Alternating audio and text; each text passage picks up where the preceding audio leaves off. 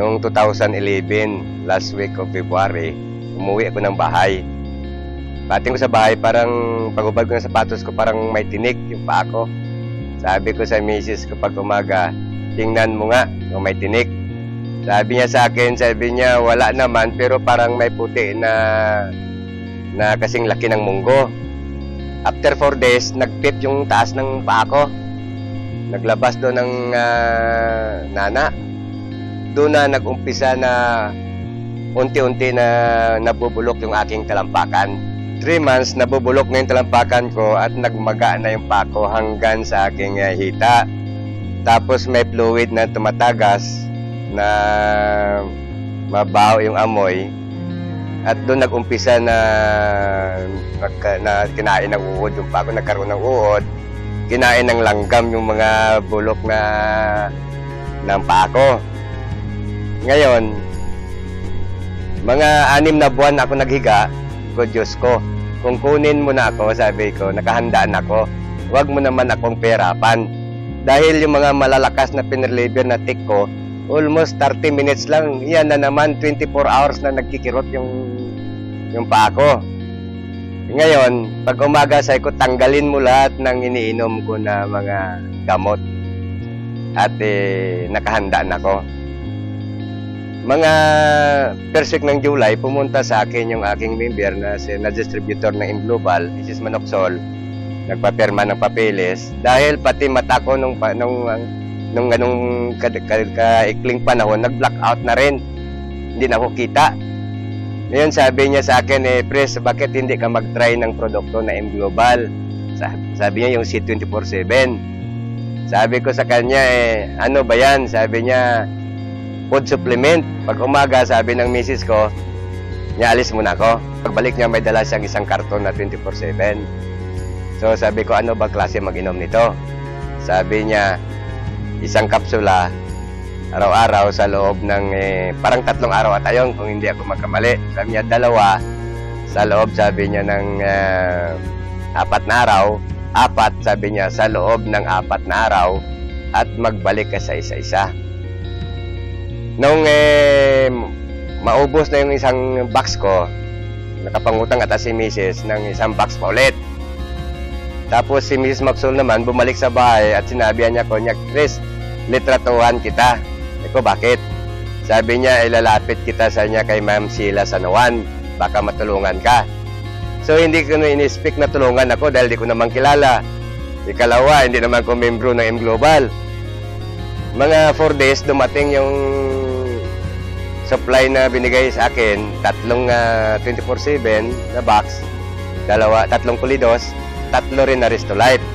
So ininom ko yon every 4 hours, isa. Ganun ang routine sa loob ng mga 2 months. After 2 months, sabi ng misis ko sa akin na parang natutuyo, sabi niya, yung sugat mo sa palibot. Hindi rin ako nakumik dahil hindi ko naman makita. Tapos yung aking paningin, mga 1 dipa, medyo nakikita ko na yung tao.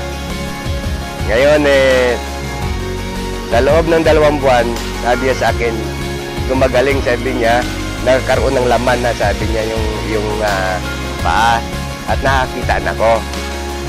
Ngayon, ang sabi ko naman sa kanya, dahilan sa ipit din kami at mabuti naman si Ma'am Sheila, sige suporta sa akin ng C24/7 na yan bago yung product ng Global hanggang sa naghilom yung mga sugat ko, natanggal yung mga maga, nawala yung masamang amoy at nakakabangon ako, nakakaupo na ako. Kasi yung sabi ko, yung unang tayo ko na nakalakad na ko, una kong pumunta doon sa opisina ni Ma'am Sheila Sanawan para mag-testimony ng, para maipakita sa kanya na ito ang product ng tulong mo sa akin. Ako'y gumaling na. Pasalamat ako sa produkto na Imglobal dahil number 1 factor yun na ako'y nagaling. Ikalawa, doon sa kay Mrs. Manoxol, siya nag-introduce sa akin ng product na yan. At higit sa lahat, pinapasalamatan ko si Mrs. Sheila Sanawan Mansila. Ulit-ulitin ko ito, utang ko sa iyo ang aking buhay. Salamat, oh. Ako si Mr. Berilio Ligarde, 60 years old. Ito ang kwento ng aking buhay.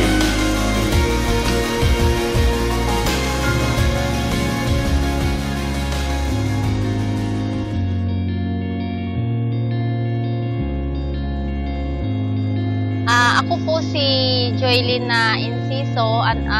Anak ko po si Ivan. 1-year-old and a half siya. Normal siya. Tapos nahulog siya sa bronchopneumonia yung ubo niya. Dinala na namin siya dito sa puerto. Kumbaga parang nawala na siya ng malay. Tapos dinala namin siya sa provincial. Tapos pagdala namin doon, mayroon daw siyang tubig sa baga. Tapos nagkaroon siya ng acute na infection sa dugo. Tapos nung nagaling din kasi kumbaga private doctor din kami.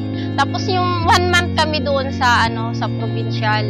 Tapos paglabas niya, nagtataka lang ako bakit yung anak ko, bakit hindi na siya makabangon, hindi na siya makapagsalita na mama. Bakit ganun? Bakit hindi siya makapagsalita na? Ang ginawa ko, naghanap ako ng therapy hanggang nakilala ko si Dr. Socrates. Nag-board kami sa Baltan para maano siya ng therapy niya. Nung na-therapy na siya, amat-amat, natigilan na rin yun kasi lumipat na kami sa siksikan, medyo malayo na, minsan may pamasay, minsan wala. Talagang nagpursige ako na matuto sa therapy nila. Natuto na ako na nagtsatsaga na mag-therapy sa kanya. Tapos dinala namin din siya sa albularyo, dinala rin namin siya sa para lang na mahilot siya. 3 years old siya, pinaaral ko na siya para matuto siya at mahalubilo sa mga bata. Pero hindi pa siya talaga as in katulad ng kailangan talaga buhatin, kailangan niyang alalayan talaga, hindi siya na yung pusa pa dati. Grade 1 hanggang grade 2, bumabalik-balik pa rin kami sa hospital kasi nga yung sakit niya hindi pa rin talaga mawawala, yung bronchopneumonia, anemia, at saka yung nagkakaroon siya ng tubig sa baga o di kaya acute na infection sa dugo. Hindi yan nawawala sa kanya. Grade 3 na siya, pasukan, mayroon akong na-meet na yun na si Ate Lynn na Soriano. Naawa siguro siya dahil buhat-buhat ko si Ivan. Tapos, inalok niya sa akin yung may choco. Tapos sabi ko sa kanya, pwede ba utang? Sabi ko, hulug-hulugan kita. Tapos nun, pumayag siya. Pinatake ko siya ng 3 days. Nagtataka ako, sabi ko, bakit? Nagkakwentuhan kami na Ate Lynn sa may upuan. Tinawag niya ako, sabi niya. At, Mama, magtingin ka. Tapos pinagtingin kami. Yung pala, maglakad siya. Tumayo siya at maglakad. Tapos pagdating naman sa bahay, hindi na siya mapakali. Gusto niya yung magtayo, maglakad talaga. Siyempre, maliit lang yung bahay namin, walang space. Lagi ko siyang kinakusap naman. Tutuloy mo na yung sarili mo at huwag kang magpadalo-dalos baka mamaya mapaano ka. Tapos nung tuloy-tuloy na yung may tuko niya hanggang naubos na, nagpursige na talaga siya na maglakad. Dinala namin sa sports complex para maglakad siya hanggang nakalakad na siya ng 10 hakbang. Tapos pagdating naman sa bahay, ganun din, hindi na siya mapakali. Hanggang inalok na naman sa akin ni Ate Lynn yung pulidos at saka yung complete. Pinainom ko rin naman sa kanya. Tinuloy-tuloy ko yun hanggang ngayon. Yun ang nakikita kong malaking improvement na sa kanya. Nakikita ko na may posibilidad na talaga. Kaysa sa mga kabatch niya na nakahiga lang, hindi kumakain ng kanin, naka-wheelchair na yung iba. Ang gusto ko lang pasasalamatan talaga yung Team Global. Kung bakit tumating sila sa buhay namin. At lalong-lalo na kay Ate Lynn Soriano at sa staff ng Team Global, kay Ma'am Chi, na tinulungan niya rin kami para makasurvive si Ivan sa case niya na cerebral palsy.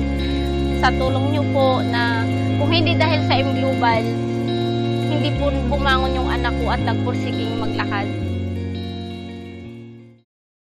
sa ngayon, diretso-diretso pa rin ang pagtitake ni Ivan ng complete, kulidos, at saka yung may chuko, para unti-unting makaka-recover yung katawan niya.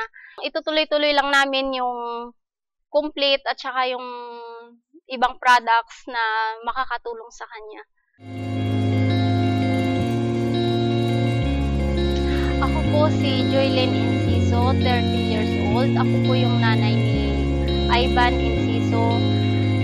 Ito po yung kwento ng aming buhay.